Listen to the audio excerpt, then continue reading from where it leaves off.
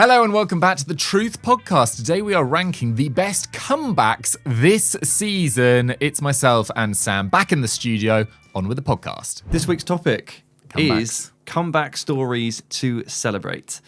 You and I have a top three each, as is tradition these days. I'm going to start us off by defining a comeback. I guess it's pretty simple, but just in case anyone is not sure, these are players that have returned or recovered from some kind of adversity, some kind of setback, tough times last season, and they've kicked on and improved things. So basically anyone who's turned things around. Mm-hmm. I think that's the starting point. And we're roughly looking at last season compared to this season, but one of mine stretches back a little bit further as well. And we'll get to that a little bit later. But do you want to kick us off? Yeah, sure. So 3-1 for me, as usual. In at 3, I've gone for someone that's recovered mid-season this year with a move to a different club, and it's Donyell Malen. Oh, okay. It's very fair. It's very fair. You know, he joined Aston Villa in January 2025. He signed a 5-year deal. It was around 21 million pounds in the end. A year later, he joins Roma in a €2 million loan deal. There's an obligation to buy, supposedly for €25 million at the end of this season. Looks like he's probably hit every achievable object of that. Villa will be receiving that money. I think the obligation was based on Roma qualifying for some form of Europe. Okay, which so they've they're still in with absolutely done. Yeah. So, I mean, it's difficult with his time at Aston Villa because Unai Emery definitely has his favourites, and he was competing kind of with Ollie Watkins especially, and Ollie Watkins for much of last year, less so at the start of this year, but for much of last year, pretty good. And Donyell Malen didn't really get too much of a look in. He only scored 10 goals and provided 2 assists in 46 games, but he only started 2 league games in the back half of 24-25, played just under 300 minutes and scored 3 goals. The first half of this year, he gets 4 goals and 1 assist in 21 league games, but only 5 of which were starts. And he wasn't really being used in the Premier League. He was being used in the Europa League, and he looked brightest there, played about 330 minutes in the first half of the season for Villa in the Europa League, scored 3 goals. So you were thinking, have they kind of weakened their squad for the Europa League run? But actually, with the way Ollie Watkins' form has recovered, and the fact Tammy Abraham hasn't really needed too much, or hasn't been given too many opportunities either because of Ollie Watkins' recovery in form, I don't think this is a disaster from Villa's perspective. But what has happened has just been a phenomenal comeback from Malen. Interestingly, I look back to what I said on Twitter at the time he left, and I've got an interesting reputation and relationship with Villa fans on Twitter, and this was another classic example. So I wrote on Twitter when he left, Donyell Malen has only started 5 Premier League games. I'm not the biggest fan of him. I think he's primarily a bit of a speed merchant, but his form has improved from last season and has proved useful in the Europa League, scoring 3 times already. Villa are 6 points behind Arsenal through in the FA Cup and have the Europa League knockouts to come. They need to be strengthening their squad, not weakening this month. Unless you're making a considerable profit on the £21 million you signed him for, I'd keep hold of Donyell Malen. The top reply to that, which got 40 likes and 2 retweets, was, "You're one twat, aren't you? You know all about Villa and our players." Yes, that was me. That was Sam on his burner account. So it did go to show that people were willing to let Donyell Malen go.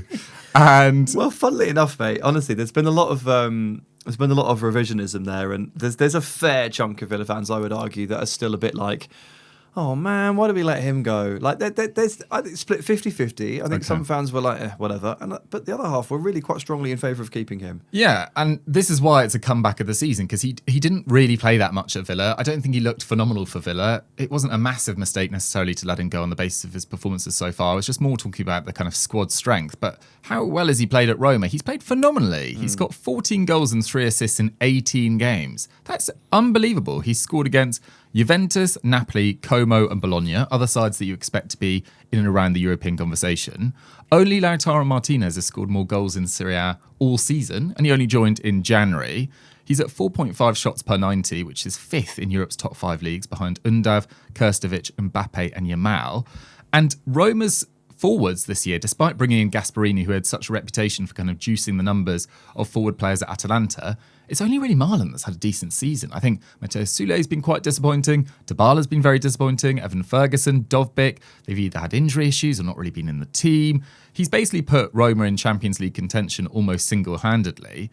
And his replacement at Villa, Tammy Abraham, because of Ollie Watkins' improved form since March, just hasn't really been given that many opportunities. And I think he's played fine when he has. He scored a couple of goals. I think he's on 3 goals.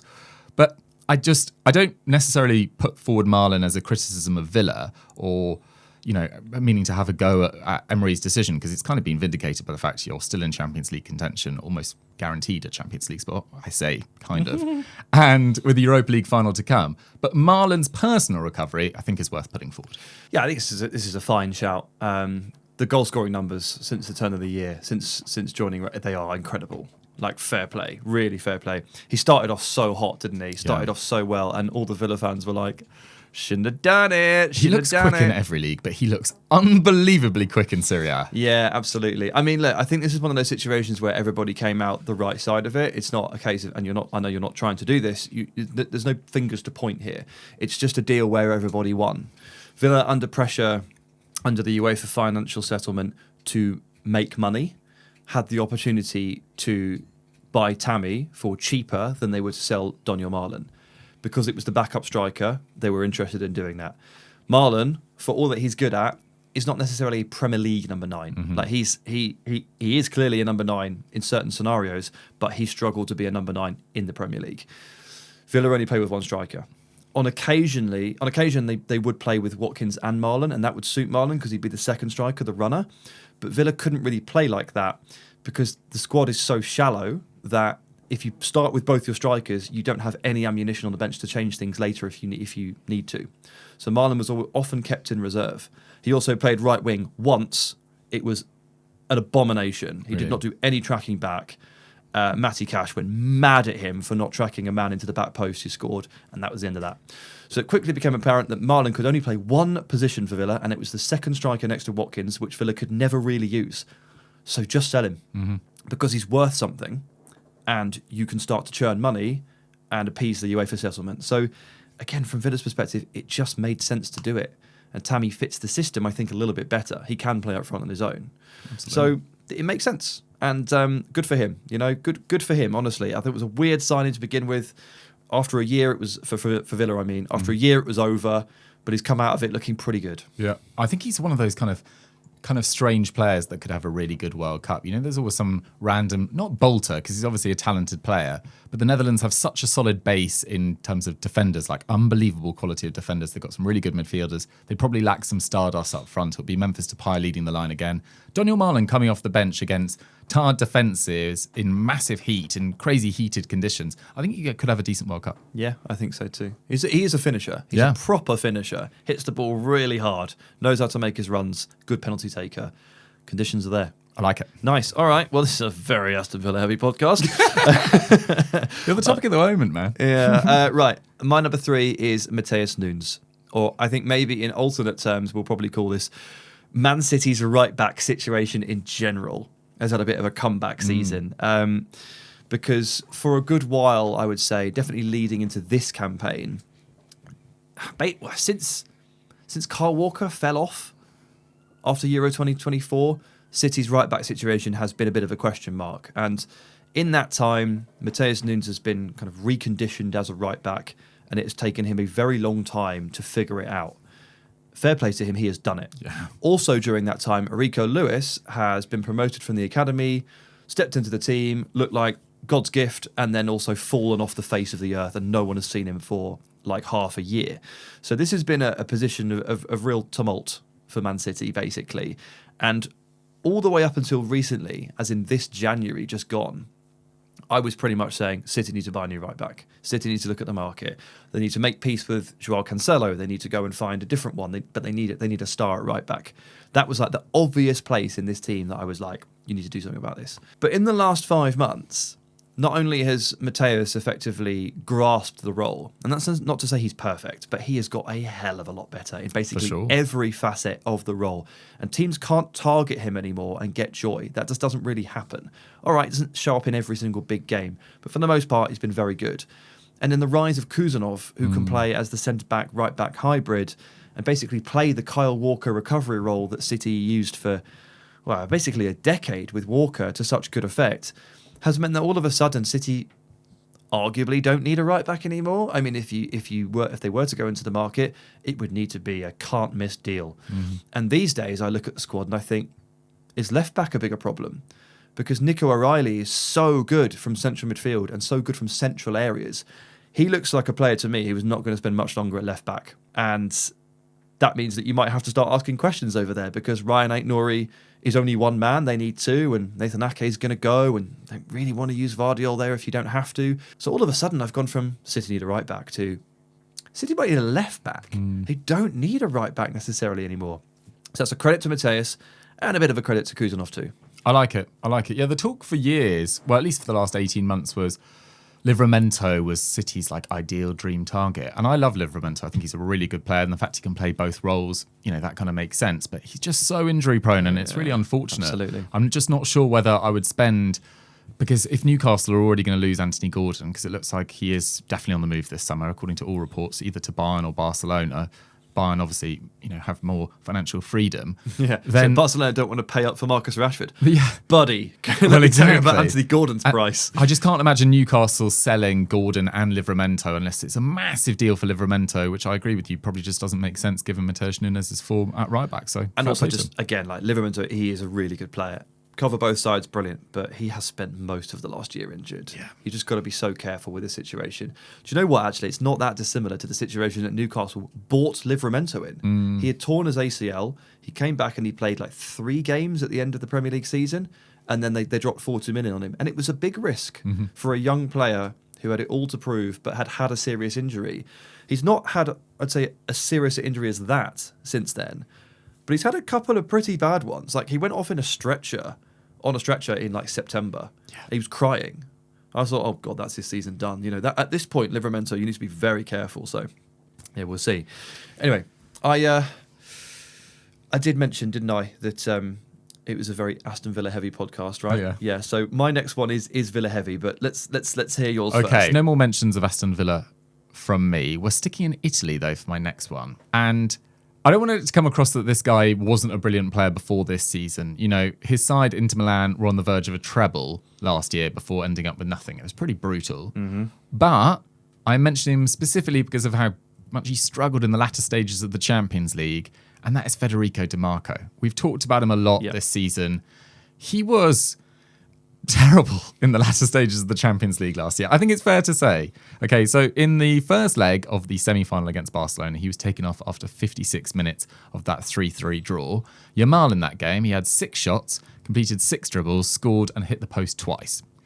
In the 4-3 game at the Giuseppe Meazza, Dimarco was taken off after 55 minutes. Yamal had 9 shots and completed 14 dribbles.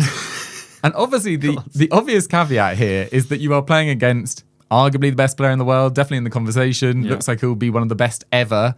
It's a very difficult job, but Dimarco just had a stinker against Yamal. Then comes the final. He's taken off after 54 minutes for Zalewski, and Dougie against him had 4 shots, created 3 chances, scored twice, and laid on an assist.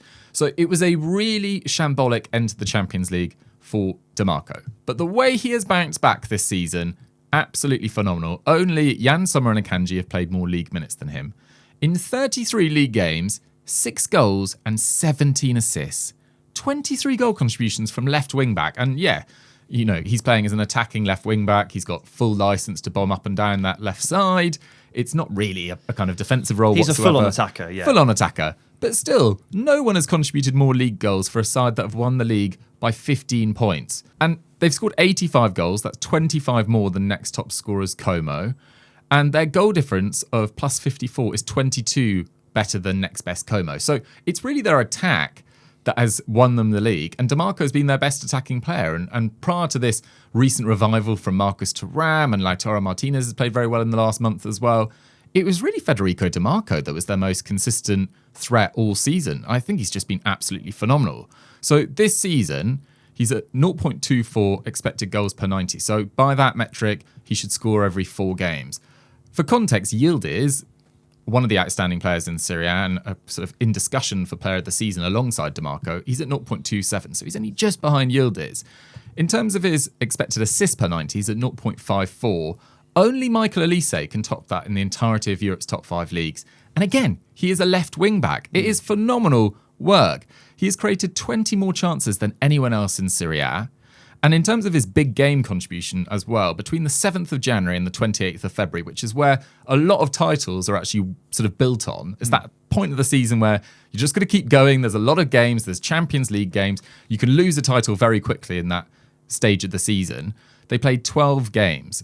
Inter Milan did in that period. He scored 5 and assisted 8 in that period. It was kind of what won them the league in that sort of period. And you look at their big sort of downside of this season, that defeat to Bodo Glimt in the Champions League. He was on the bench for that 3-1 defeat in the first leg. And yes, they lost the second leg as well. But the damage was really done in that first leg as well. He has been absolutely crucial to Inter winning a third title in 6 years. And bear in mind, prior to this run of 6 years, Inter actually went trophyless for 9 years. And Dimarco has now been a crucial component of this side for a number of years. But this year, he was the man. And respect. Yeah, fair play. Absolutely incredible. We had a chat about him, didn't we? We were talking about the MVPs of different leagues, and like he was on the cusp of the assist record at that point. So he has set it now. He's got 17 in the league and a handful more elsewhere. Love a good fullback / wingback assist merchant. One of the great stories, obviously. He is more attacking than your average fullback, but you've got a couple of others like Julian Rierson has had a hell of a season. He's got 14 from wingback. Trent, often played in midfield, very high up, as obviously an assist merchant too. You feel drawn to these kinds of stories because you just feel like fundamentally that volume of assists, that volume of creation shouldn't really be coming from that area of the pitch. Fun to see. But certain players make it work, and credit to the managers who make it work in the context of the team. For sure. And Kivu deserves all the credit in the world this year for what he's done with Inter and what he's done with Dimarco, not just from a tactical point of view, but obviously clearly a mental point of view as well. It's like really picking this guy back up off the floor at the end of last season, like that. How Yamal treated him in those 2 legs, gross. That's brutal, wasn't it? Really gross. Yeah, really horrible. So well done to him. Yeah. One final point, just like some of his technical quality in terms of his ball striking and the way he can just put any cross onto a sixpence. Like, it's quite unique to see. I think you obviously have seen it with Trent in the Premier League in recent years, but his technical quality this year has just been head and shoulders above most of his compatriots. I do think it's Trent-esque in the range of deliveries. Yeah. I think that's fair. Yeah. Love back to Villa. Back to Villa. Sorry, mate. We're never going far from Villa Park. Sorry, mate. Yeah, right. I want to make it clear that I'm actually, as much as I appreciate this comeback, I am not 100% happy with this man. Oh. Emiliano Buendia. Okay. He, on a regular day, can infuriate. Mm-hmm. And much of the fan base agrees that it can be quite tough sometimes to watch him give the ball away over so wasteful, and over and over again. Far too much for a top side. And look, there is a lot of Buendia hate that gets bandied around. It really is. But also, he has his moments. Mm-hmm. And 10 goals and 8 assists for the season is a pretty phenomenal record, a pretty phenomenal return. Obviously second to Watkins and Rodgers, but beyond that, no one else has got even anywhere near that. McGinn's not on those numbers. And while McGinn is a much more influential overall player, and Buendia is a moments player, you can't deny that 18 goals and assists is pretty strong. 100%. He scored a really good and really crucial goal at Feyenoord earlier in the season, which was a big win in the context of Villa's sort of incoming run of wins. He has scored golazzos from outside the box against Tottenham, against Newcastle, and against Bournemouth. A free kick against Bournemouth was really good. Obviously, he scored that last second winner against Arsenal in December that sent Villa Park nuts. And then there's last Thursday's performance, which was just like the dancing feet. Everybody just had to be like, okay, fair enough, that was unbelievable. Like, the amount of conversation in the pub afterwards about who was your man of the match, and like the amount of people that didn't want to say Buendia, but just in the end just had to accept that was probably the case. Like, it's genuinely through gritted teeth, because he does irritate so much with the amount of times that he gives the ball away and how kind of weak he can be in duels. But the work rate is always there, and at the end of the day, it's about putting the ball in the back of the net, and he has done it, and that performance was incredible. Now I think about where he was at the start of the season. He'd come off I'd forgotten he'd existed. A campaign where he, for the first half of the season, just wasn't used, mostly because he'd recovered from a torn ACL, but also because he was deemed not good enough for Villa, effectively. And then he was sent on loan to Bayer Leverkusen. So if that's not being deemed not good enough for Villa, I don't know what is. Villa tried to sell him last summer, and he kind of, from what I can tell, he basically just was like, no. I think he's very aware of the fact that, like, what he's got right now, the level he's playing at, the coach that he's playing for, his tactical fit, it's not going to get any better than this. Anywhere for Buendia right now is down. He's not going up from here. So he's just dug his heels in and he said, no, I can contribute. And like from a certain perspective, like, fair enough. Mm-hmm. But he looked done. He looked completely done 12 months ago. And now he has pretty much led Villa to a European final. If you had to get your crystal ball out and looked into Buendia's next 12 months, what do you see? Is that a position, because there sounds like there's a lot of frustration there despite his performances at various points. Is he someone that you'd look to upgrade, or are you quite happy with him being a fairly key certainly member? Try and upgrade, but yeah, I mean, look, basically, this is a whole different podcast, but I suspect major surgery is coming at Aston Villa this summer. Big sales, like either big money for Morgan Rogers or big personalities like Emi Martinez. I'd be stunned if Emi Martinez plays for Villa next season. And so, with the amount of work that needs to be done, first of all, you've got to generate the money, so that's Rodgers. Then you've got to say goodbye to someone like Jadon Sancho, who has been mostly useless, and then someone like Leon Bailey, who's completely lost it. When you start taking all those players out of the attack, I mean, you need it. You need some players. Yeah. You need to be left with, otherwise you need to buy 6 new ones. Emery's 14-man squad. So Buendia is probably going to end up staying there by default. Mm-hmm. But he, to be fair, has earned the position of default, because if he hadn't done that, then Villa might have pushed a little bit further to say, sign Jadon Sancho permanently on a free and make him that sort of like, keep, what's the word? Holdover piece. Yeah. Sancho has not earned that. Buendia has earned that. So that's the difference. I like it. Okay, fair enough. Very good shout. Right. I think when people read or saw the title of this video or podcast and they thought about comebacks, I think this is the most nailed on comeback of the season, just because it's been so public. But it has to be done. Number one for me, Kobbie Mainoo. I mean, when Ruben Amorim was fired on the 5th of January 2026, at that stage, Kobbie Mainoo had actually missed the previous 4 games with injury. But it wasn't really about injuries what was going wrong for Kobbie Mainoo, who was just simply not favoured by Ruben Amorim whatsoever. Up to that stage of the season, so start of January, he played 212 league minutes of their 20 games, which is less than 12% of available league minutes. And he'd only been handed 1 start in all competitions, which was against Grimsby. And we all know what happened there. That wasn't his fault. I'm not saying no, for sure. But yeah, he just hadn't been used whatsoever. Since then, in their first game, which was under Fletcher, that 2-2 draw, he played 16 minutes of that. Man United fans were excited. Kobbie Mainoo's being used again. Since then, he's played the full 90 in 13 of United's last 16 games. He missed 1 game in that time, which was that Leeds game with the knock. They lost 2-1. They've won 10 of his 13 matches he has been available for, which was, and aside from that, draws against West Ham and Bournemouth, 1 defeat versus Newcastle. And his performance, particularly in that 3-2 win against Liverpool, which was a bit chaotic because Amad Diallo gives the ball away at the start of the second half. They then gave away a stupid ball through Senny Lamens as well, and it got a bit dicey, but they did settle that game down. And Kobbie Mainoo scored an unbelievable goal to win that game. Huge moment. And now from a player that was close to joining, supposedly, Napoli in January, Napoli at least wanted to sign him, he now feels like he's got a very decent chance. In fact, I would be shocked if he didn't make Thomas Tuchel's World Cup squad, because however you want to comprise this 26-man squad in terms of midfielders or attackers, and there are a number of 10s to pick, but Tuchel does need to pick a certain amount of central midfielders. Well, he has at least 4. Well, exactly. And if you look at that list of Rice, Anderson, Bellingham being nailed on, Bellingham might take up one of those 10 slots, but Bellingham will just go for sure. And then I think it's kind of between Wharton, Mainoo, Jordan Henderson might have some shouts. But aside from that, in terms of out-and-out central midfielders, there aren't actually that many. Kobbie Mainoo's been to a Euros before with England. He's played in a Euros final. That sort of midfield mess throughout that tournament with Trent, then Conor Gallagher, then Mainoo. He eventually grabbed that shirt. And I'm not saying he would start in this World Cup, but I would be very surprised if he didn't go. And it's on the basis of his form for a Man United side that have been the form side in the league, really, since Carrick took over. And yes, we've touched on it on previous podcasts that their performances maybe not that dominant and not that sort of all-encompassing, and there's definitely long patches of games where they look a little bit all over the place, and there's going to be a lot of change at Man United in various departments, but particularly in midfield this summer. But the fact they have Kobbie Mainoo now as a nailed-on starter is a nice base to build your midfield around. Well, if they'd got rid of him in January, they'd need to buy 3 central midfielders this summer. They're already on the hook for 2. So now at least it's not 3, I guess, because you're able to bring in the homegrown talent. And Kobbie Mainoo, basically he lost the battle against Ruben Amorim, but he won the war, didn't he? For sure. And rather than leave in January, he just went, I'm just going to wait for you to get sacked.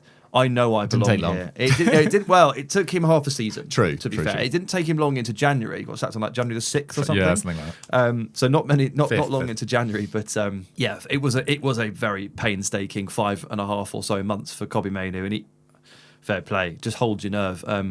New contract as well, I should have said. It's just recently signed a 5-year deal. Last week. Yeah, absolutely. So probably going from like academy wages to one of Man United's star wages. Amazing. Yeah, maybe. Every 6 months I do a most valuable players list for ESPN, the top 6 teams, and sort of try to update it every 6 months to see who's rising and falling in terms of importance. It moves so much, honestly, in 6 months. It's crazy, especially when you change managers every year like Chelsea or Man United.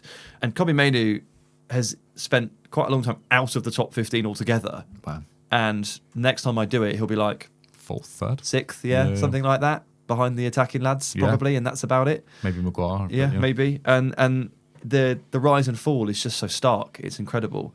Fair play to any footballer who just can keep their mind during those periods. The extreme highs and lows, just not fun. It was teetering on the edge, wasn't it? I mean, his brother was wearing a free Kobbie Mainoo t-shirt. Yeah, a bit much. And it felt like, well, if Ruben Amorim doesn't go, like that might seal the deal for Kobbie Mainoo to go. We talked about it in January, and we referenced that as well. And I was sort of like shipping him to Fiorentina on loan. And Chat was being like, no, don't do that.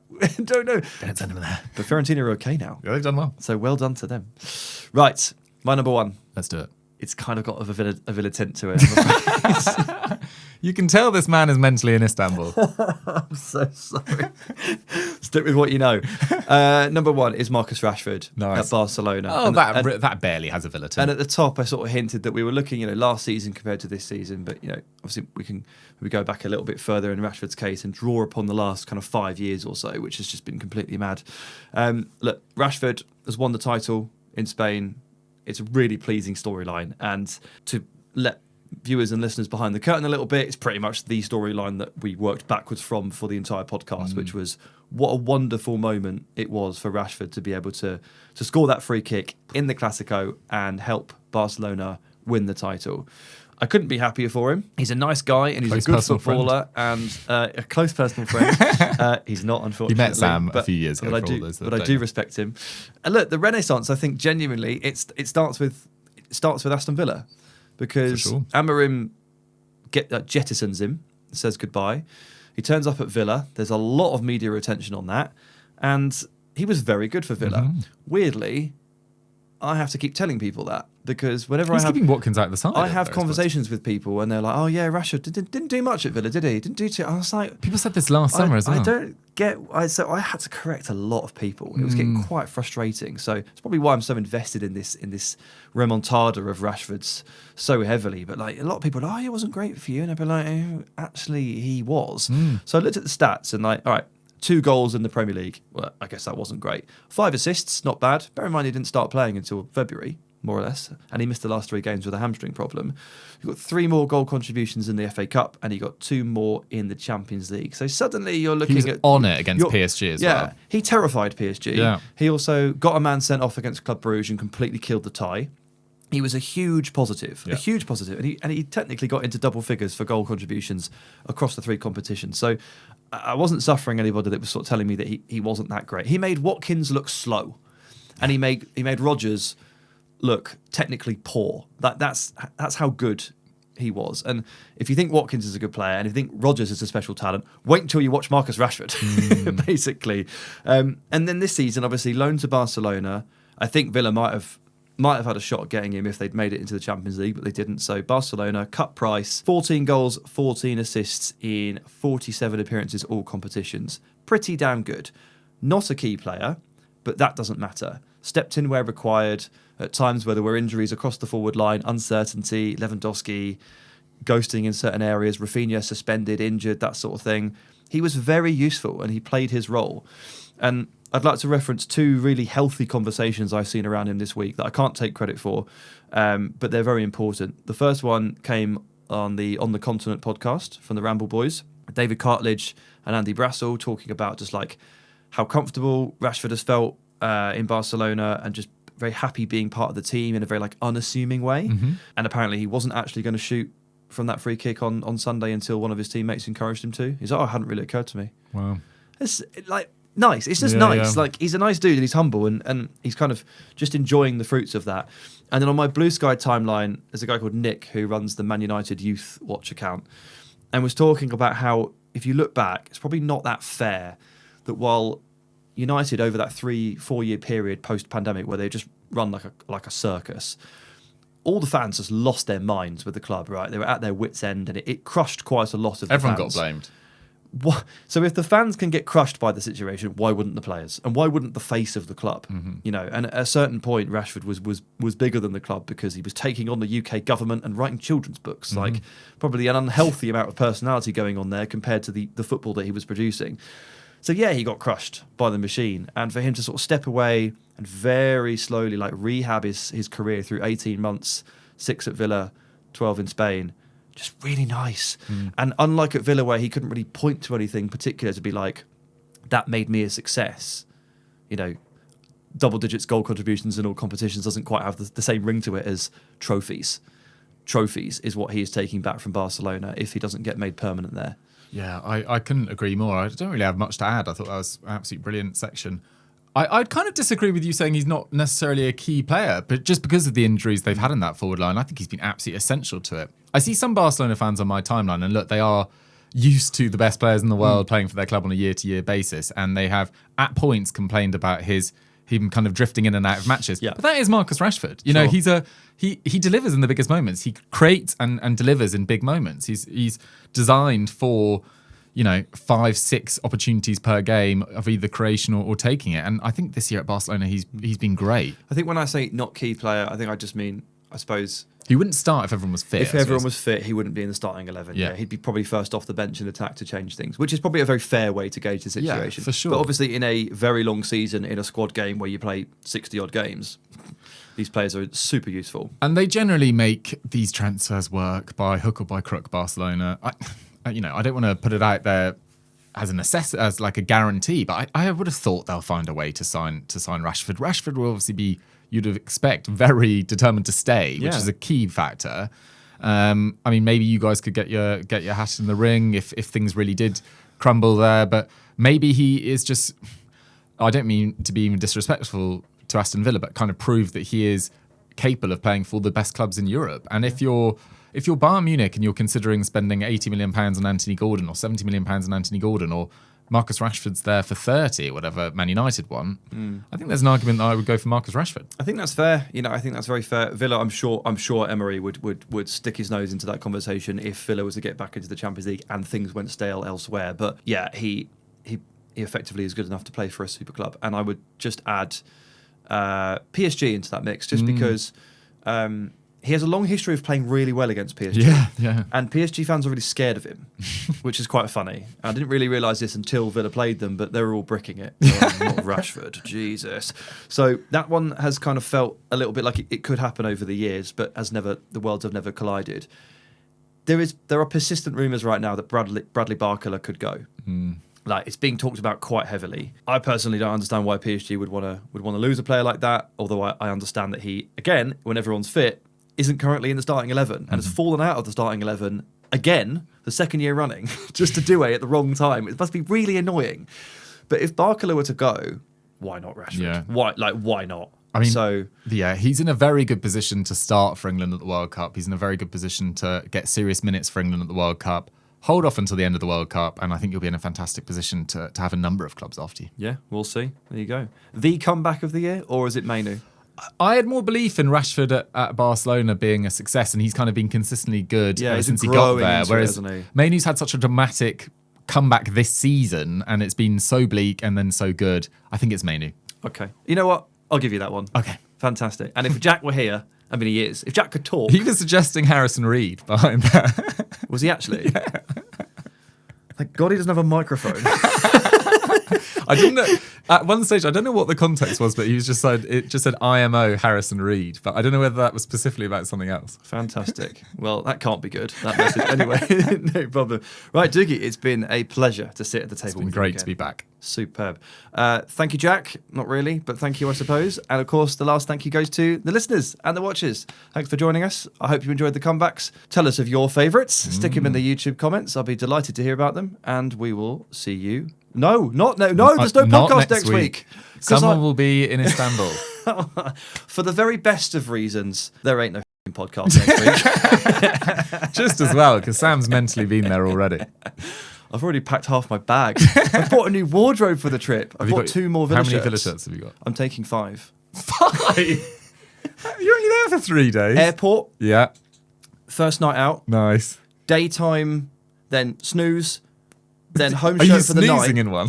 No, go, in the daytime, have a wander around, then go home, and then change again, and then wear one for the night, for the game, and then plane home. Do you have a lucky one for the game? No, I'm gonna wear this season's shirt for the game. Mega. Yeah.